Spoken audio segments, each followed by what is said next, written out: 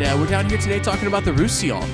Essentially, we're kind of discussing the diversity from history and soil, grape varieties, regions, and ultimately sort of the revolution in winemaking that's happening there. We've talked a little bit about some of the styles from the dry wines to the vins naturels. So discussing kind of table wines from white to red to rosé. When we spread the sort of word about the Roussillon and what's happening and how these wines work at our table, how we can sell them, and how they work in our businesses. But what you can actually see is how some of the soils actually follow these rivers that we're talking about. How the mountains each have their own soil type and how that kind of gets dragged down. So these are all of our different soil sets that we see in the Roussillon. The distribution of Roussillon is going pretty well because there are some really great producers and they offer tremendous value, for the quality of the wine you're getting as opposed to the price.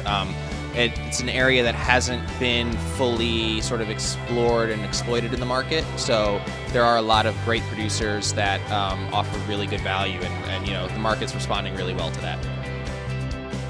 I think in our particular portfolio, we have a pretty good representation of the area.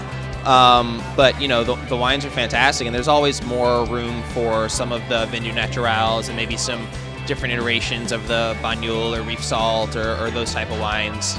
A traditional pairing would be to have something like rich toffee, caramel, chocolate, but with the short rib that was paired with the wine, it was actually a very nice complement. The savory did very well with the root celery puree, and it kind of enhanced the slight sweetness in the red wine essence in the sauce. It doesn't necessarily need to be paired with food. It's very nice on its own. You can crack open a bottle, have a glass, and because it's fortified, you could put the cork back in it and then go back to the wine weeks later and it still is tasting and expressing very well.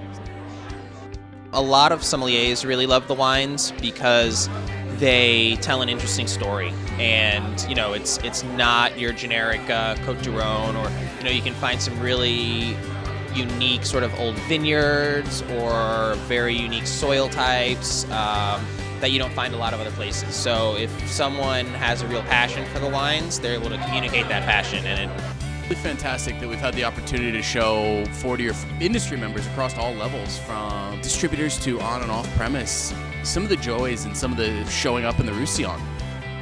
It was fantastic to see people coming up and actually asking for refills on equally every wine that we poured across the board. And there was a diversity of style, from some more traditional to some more modern winemaking, whites to reds, and the vins naturels.